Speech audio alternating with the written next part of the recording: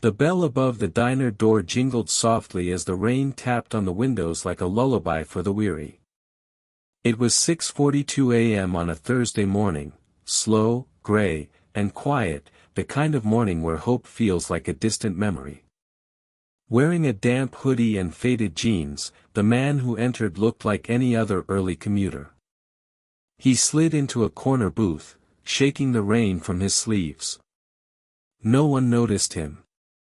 No one ever really did, not when he wasn't wearing the tailored suit, the press cameras weren't around, and his name wasn't printed on the company's letterhead.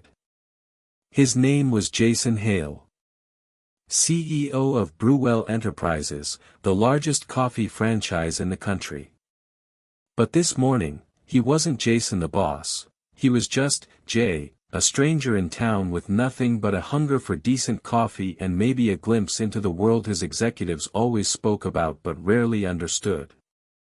A waitress approached with a tired smile etched across her face like an old photograph, beautiful, but frayed at the edges.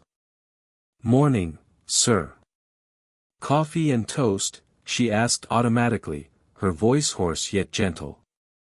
"Yeah," he replied, glancing up at her name tag. "Claire."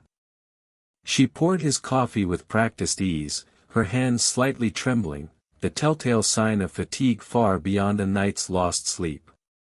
Jason studied her for a moment. "Rough morning?" he asked. Claire offered a half-laugh. "Try rough life. But the toast is good. Just don't ask for avocado. That was a luxury 3 price hikes ago." He smiled, but something tugged at him. "Been here long?" Claire leaned on the edge of the table, just briefly. 12 years. Came here right after high school. My mom got sick, and, well, dreams have rent and medical bills now." Jason stirred his coffee, suddenly unsure if he should reveal who he really was. That wasn't the point of this visit. He wanted truth, not performance. "So, do you like it here?" he asked. Claire shrugged. "It's a job. I serve coffee to people chasing time and tips that don't even cover my kid's inhaler. But I get to smile at strangers and sometimes, they smile back. That counts for something." Jason stopped stirring. He looked up. "Your kid has asthma." She nodded. "Ryan. He's 7. Smart kid. Wants to be an astronaut. But that'll take more than tips, right?" Something shifted inside him. A quiet break in the noise. A truth too loud to ignore.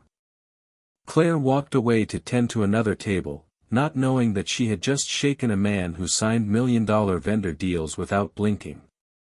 Jason sat in that booth long after his toast had gone cold.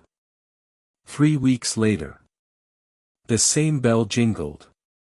Claire turned, expecting another weary commuter. But instead, 3 people in suits walked in, flanked by a camera crew. She froze, tray in hand. And then, Jason. Not in his hoodie. In his crisp navy suit, smiling warmly.